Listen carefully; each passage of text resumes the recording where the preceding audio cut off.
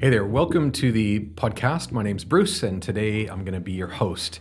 And we're starting a new series of podcasts. They're going to be short and sharp little episodes. Today is the first introduction to them. And what I'm going to be talking to you about in these short episodes is about the state of our industry and what we see as what the industry actually needs to mature into a fully mature industry. I'll just explain that a little bit further. We have the ability to watch other manufacturing industries, and myself and some of the coaches that work for me have worked in other industries before. Some industries such as the car manufacturing industry or logistics or plastics or engineering, those sorts of industries that have matured into highly technical, advanced, skillful industries that have matured into what they are today. If you think about the car manufacturing industry, back in the day, they were very rudimentary people working on assembly lines. A lot of them were mechanics. And now these days, the industry is very mature into using technology and a lot of sophistication to run it. And so that's what industries do. That's what segments of our world do. Industries take on new methodologies and new technology and use it to their advantage so that the industry can grow and advance and stay relevant and stay prosperous as an industry. So that's what we see industries do. Now, when we take this thinking about the evolution of industries, and when we apply that to when we look at our industry, the cabinet making, furniture making, shop fitting, commercial millwork, our industry, when we apply our knowledge and our observations to this industry, we know that our industry has not matured like others have. That doesn't mean that it's not going to or that it can't. It just means that it hasn't quite yet. And so this is the reason why we see still a lot of your typical kitchen cabinet manufacturing business struggling to make money, struggling to get work out the door, struggling to stop making mistakes and errors, struggling to find good people, struggling with basic communication strategies, struggling with basic leadership, all of these things. I could go on and on about all the things that when we go into the industry or we ask people in the industry, what are you struggling with? They'll all list off the same things. Now, this doesn't matter whether you're in Australia, whether you're in Canada, whether you're in the UK or New Zealand, anywhere in the world.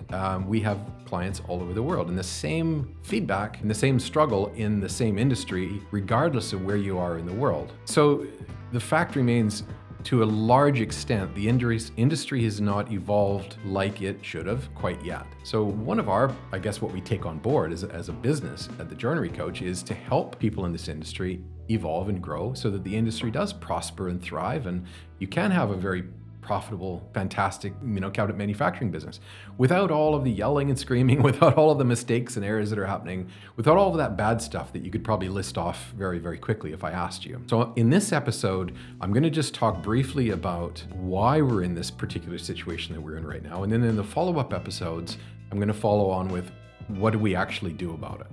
The Joinery Business Podcast is sponsored by MaxCut Software. MaxCut is a small software business focusing on the cabinetry industry. Their main purpose and goal is to empower cabinet makers to estimate, cut, and complete cut-less jobs more efficiently and easily without breaking the bank. Visit the MaxCut Software website linked in our description to try the free community edition of MaxCut Software to see what MaxCut can do for you.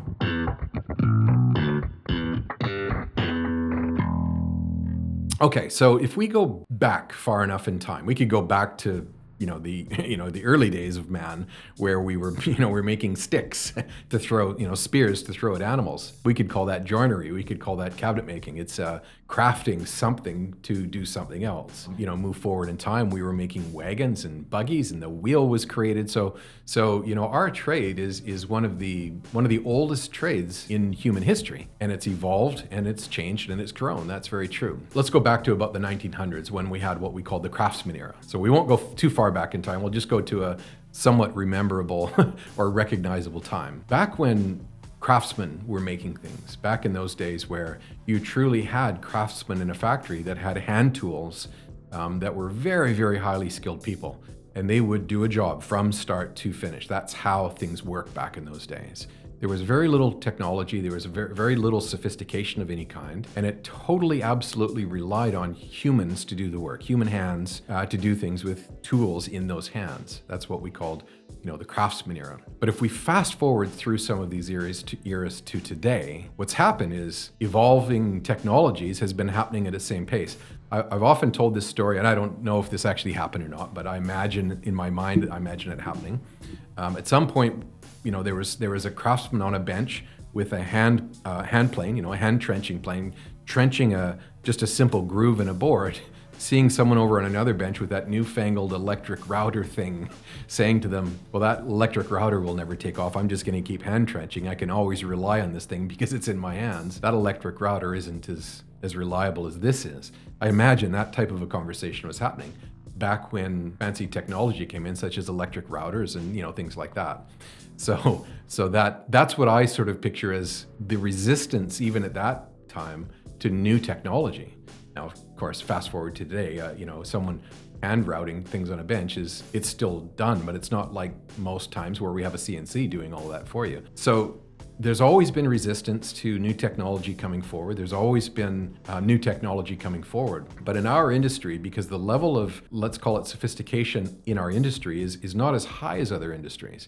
If you're in car manufacturing, you have to have a high level of education and skills and training and ability to even exist in that industry. So in our industry, we have a little bit of a lower entry point. For that reason, we're dealing with a lot of technicians running businesses. These are cabinet makers who run businesses, good people. I mean, our industry is full of amazing individual people who want great things for themselves, for their family, for their teams. So they create a business in order to achieve that. That's a really admirable thing to do. It doesn't mean that you're a bad person. It just means that if you don't learn how to turn that business into something that will achieve that, it's probably going to turn into a big struggle, which is unfortunately what we see a lot of in this industry. So cabinet makers tend to think like tradesmen because that's what you are. You're a tradesman that has been trained as a technician or a tradesman to run a business. And that's fairly rudimentary thinking because you're thinking of projects, step 1, step 2, step 3, step 4. Tradesmen think in project thinking. That's how they're trained. Manufacturing is a very different way of thinking. Manufacturing is highly technical. It's very complex. And it essentially means you should be able to have multiple projects happening at any given time rather than just thinking about one project at a time. And so people that are trained in the manufacturing industry do not think in project thinking. They don't think in Gantt charts and steps through a project. They think in process.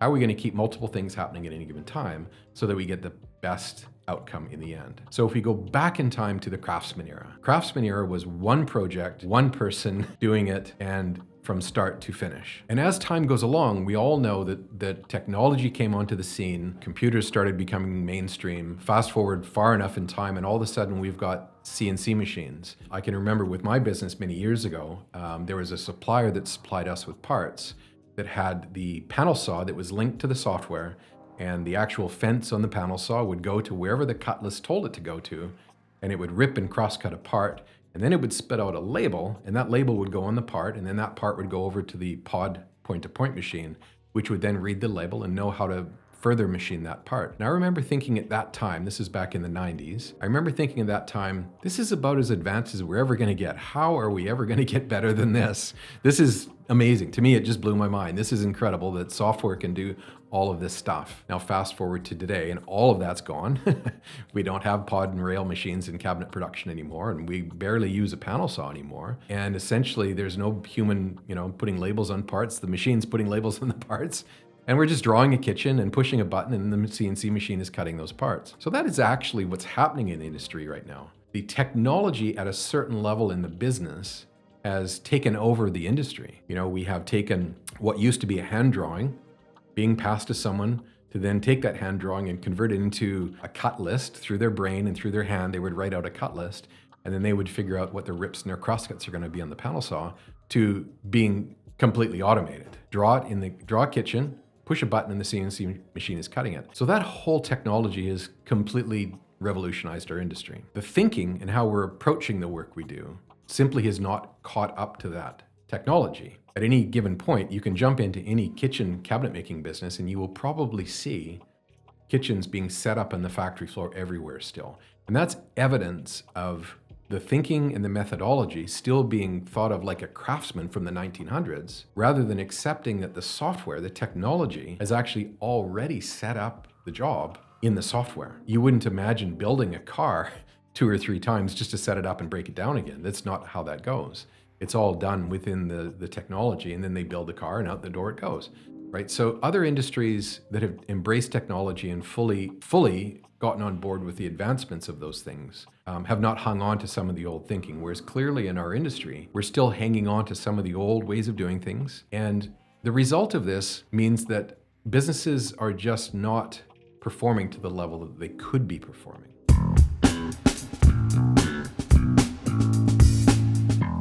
The message that I'm making here is that have a really good hard look at how you're thinking about how you're operating your business. If you're thinking still like a cabinet maker or a tradesman, we've got to start helping you think about manufacturing and the efficiencies that can be gained through manufacturing. And in the coming episodes, we're going to talk a little bit more about the specific ways of doing that. Some of it will be talking about how do you actually schedule your work, what's the sequence. And I'll just leave you with this one simple thought.